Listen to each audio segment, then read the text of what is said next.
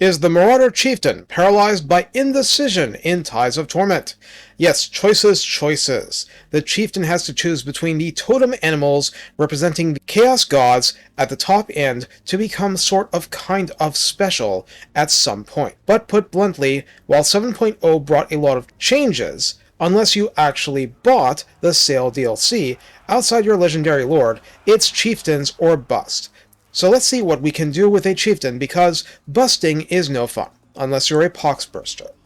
Recruited for 700 gold and 200 upkeep, actual campaign numbers 2, this should give you an idea of what's going on. He's not dogmeat, but he's not the strongest generic lord. That said, health 4,268 on Ultra, armor is 50, as in only 50, and the shield blocks 35% of small arms missile fire from the front. Missile resistance is the standard 15%. Leadership starts at 70, which is legit decent. Speed 35 and charge speed 43 are okay and match Marauders. Melee attack begins at 60, attack interval 4 seconds, splash target size large, so trolls on down, and max targets damaged of 5. That's an unusual profile. Melee defense 40 isn't as high at all. Weapon strength 450 is decent but ordinary, split base 300, and armor piercing 150, so base tilted. He is not efficient at fighting the basic armored lords from General of the Empire on up. Charge bonus of 55, a bright spot here as that is on a foot character, and mass is 600. So given that this is not an anti-large character, is not armor piercing tilted, that splash profile is often a hindrance more than a help, but these splash targets also help mop up infantry, so there's that.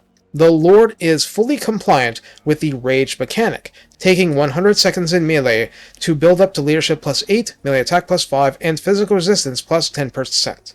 On a Norscan steed, upkeep rises to only 220, health to 4,676, speed 90, charge speed 110. This is like Wulfric, not like the Shaman Sorcerers, and their ponderous galloping. Charge bonus 65, mass 1300. Nothing else was changed. Not armor, not missile block, not melee, not splash target size. It's easier to understand how this generic lord struggles in 80% of demo combats I put them in. On a chariot, upkeep 275, health 4,996, armor up to 90, and still has the shield, which is a real asset. Speed 78, charge speed 108, melee attack 38, attack interval 4 seconds, splash target size very large, max targets damaged, in pitched melee, independent of charge mechanics, is 4. Melee defense is at the shockingly low 20. This is less than the Shaman Sorcerer hero gets on a chariot. In contrast, weapon strength 420 is a good bit beefier than 300. Here it is split base 145 and armor piercing 275. There is a bonus versus infantry 20, not 26, but 20 like Wulfric. Charge bonus 90 like Wulfric, and not the 50 of the Sorcerers. And mass 1500, which is at the low end of okay for a single entity chariot. On a Mammoth, which is like your post-graduation, get a cushy real-world job level. Upkeep to 475, health 14,104, armor 80 with no shield, missile resistance 15%, leadership 70, speed 56, charge speed 84 is trolling, troll level. Melee attack downgraded again to 34, attack interval 3.5 seconds means it's attacking more often, and here splash target size large and max target splash 5 seems reasonable. Melee defense 30 feels standard. Weapon strength 525 is high, split base 155, and armor piercing 370 with a beastly bonus versus infantry of 34, charge bonus 68, and mass is 6,500. Now we're into causes fear and terror, and is a siege attacker, and still gets rage because of the Chieftain, to be clear. And I just double-checked. He gets rage, yes, on a Mammoth. Sale didn't. A lot of that was very vanilla, but that's the point. There's the terrifying Mask of E, which provides fear and terror prior to the Mammoth, and there's a new weapon I've seen from Pillaging, which exchanges all of your bonus versus infantry and 20 points of melee defense for bonus versus large 60, among other benefits. Consider that later. For the blue line skills, there are departures from Wulfric's line. Takers of All only increases post-battle loot plus 15% at 3. The middle section can build 3 pips of Lightning Strike for the usual benefits. 3 pips of Ruination gives control -8 in enemy provinces, and attrition by defenders under siege goes up, is increased by 40%. This is not something Wulfric got, so be aware it's here. Savage skills for +3 recruit rank is here. For the redline skills, it's the same as Wulfric, including the choice of fight or die versus stand or die at the end for +24 melee attack or melee defense. I'd use attack for most armies and throw in defense once in a while for fun, but it is useful. For the main combat line, I'm going to refer to the Wulfric video because it's too standard and ordinary, 0 surprises, Foe Seeker, and Deadly Onslaught included. I'd be wasting our time. At rank 7, Eye of the Gods for 1 pip gives plus 10% weapon strength, which is good. Rank 15, Voice of the Dark Gods is like what Wulfric and Sail got, improves leadership effect, aura, and reduces cooldown 1/3 for fight or die or stand or die. So now we get into the big choice. At rank 12, you can go down one of 4 mini-trees. They are basically dedications to the Chaos Gods, guided by their totem animals. Crow for Nurgle, Eagle for Zinch, Hound for Khorne, Serpent for Slaanesh. If Hound, Drinker of Blood, gives the Chieftain himself armor piercing plus 30 for each and every blow he does, forever, and melee attack plus 4 for his entire army at 1 pip. At 2 pips, armor piercing plus 50 for himself, melee attack plus 6 for his entire army, and armor piercing plus 3 in melee for the entire army, down to basic Marauders and Warhounds. Kron's Wrath gives bonus versus infantry plus 12 to the Lord himself, and charge bonus plus 12% for his entire army at 1 pip.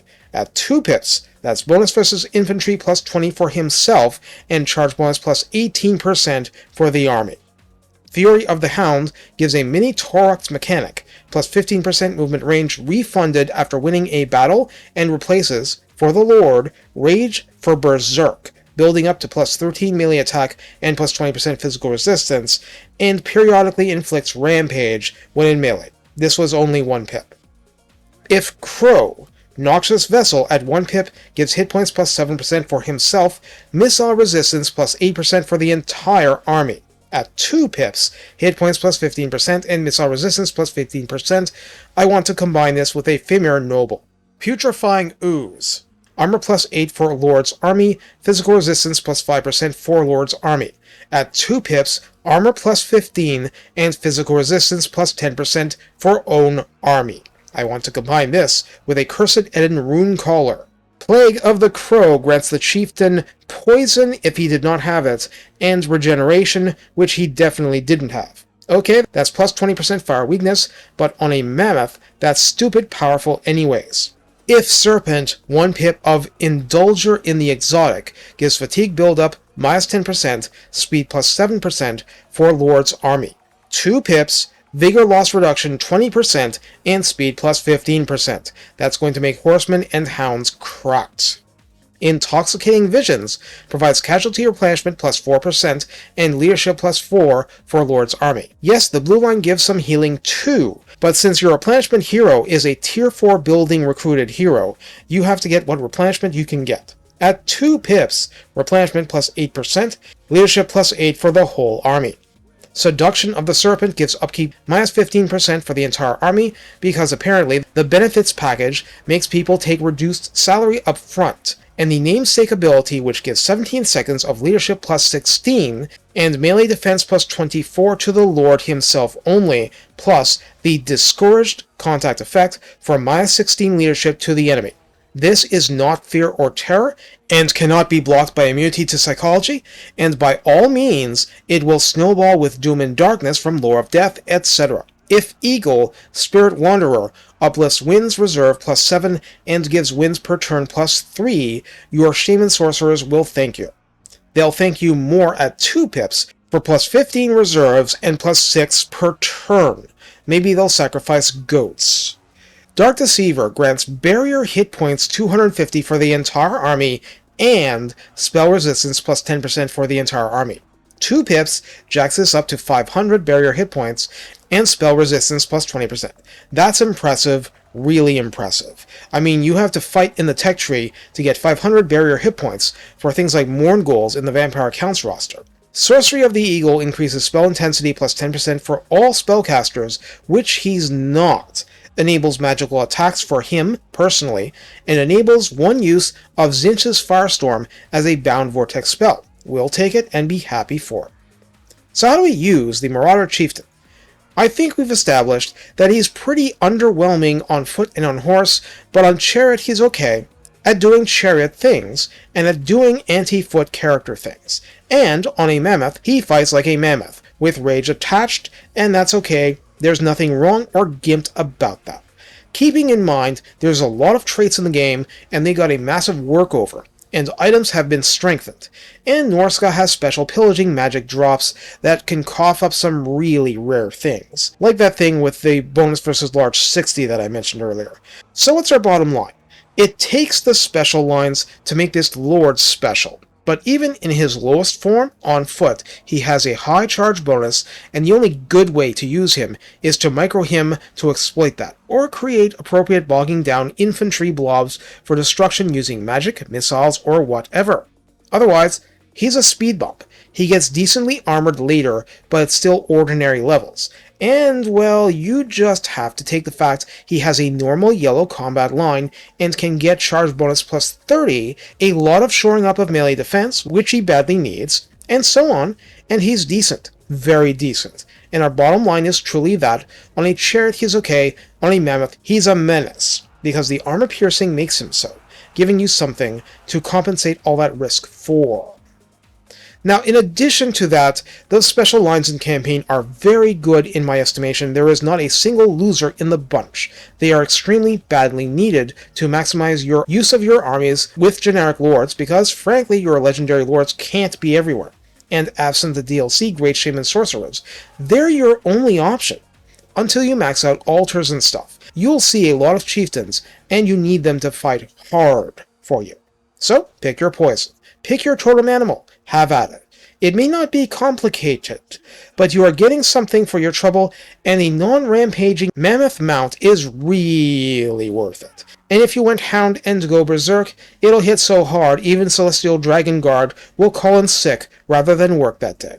Take care, and have fun trampling all opposition noisily.